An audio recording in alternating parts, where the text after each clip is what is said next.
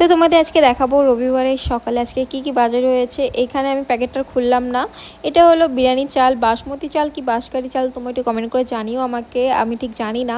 আর এটা ছিল গাজর, আর এটা ছিল লাল আলু বলে, ঠিক আমি জানি না ঠিকই, লাল আলুই বলে। আমি ভালোবাসি না অতটা খেতে, গাজরটাও আমি অতটা ভালোবাসি না। তো ওই বিট কপিটা আমি খুব ভালোবাসি। তো এটা হলো বিট কপি, দুটো নিয়ে এসেছিলো।